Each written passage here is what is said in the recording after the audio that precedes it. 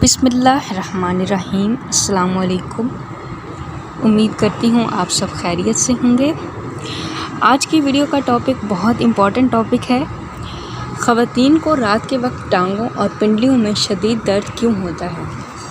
हमारे इर्द गिर्द तकरीबन 90% ख़वातीन इस मसले का शिकार हैं और अक्सर शिकायत करती नज़र आती हैं कि रात को जब वो सोने के लिए लेटती हैं तो टांगों में, पाँव में, पिंडलियों में शदीद किस्म का दर्द होता है। अक्सर ख़वातीन दिन भर की सरगर्मियों के बाद रात को जब सो रही होती हैं या नींद में होती हैं तो अचानक टांगों, पिंडलियों और रानों में दर्द की शिकायत होने लगती है। बाज़ औक़ात पैरों के नीचे चुभन और तकलीफ़ होती है। इस मसले को तिब में चार्ली हॉर्स कहा जाता है।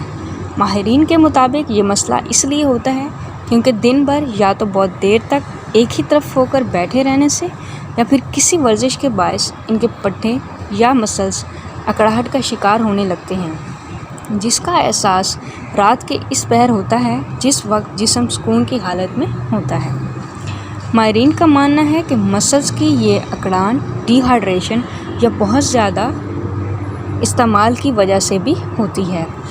दीगर अनासर में खून की नाकिस गर्दिश, मखसूस अदवायात का इस्तेमाल और सुस्त तर्ज़ ज़िंदगी भी हो सकता है। इससे कैसे राहत हासिल की जाए।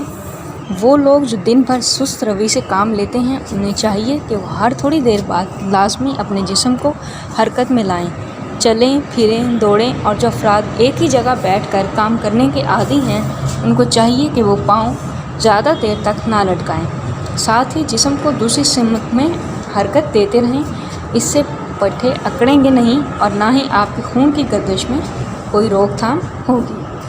डॉक्टरों के मुताबिक रात को सोने से कबल अपने पाँव के नीचे सरसों या जैतून का तेल लगाकर मालिश करके सोने से भी आपको टांगों और पिंडलियों के दर्द में आराम मिल सकता है। उम्मीद करती हूँ आज का पैगाम आपको पसंद आया होगा। अगर आपको पसंद आया वीडियो को लाइक कीजिए, चैनल को सब्सक्राइब कीजिए। बहुत शुक्रिया। अल्लाह हाफ़िज़।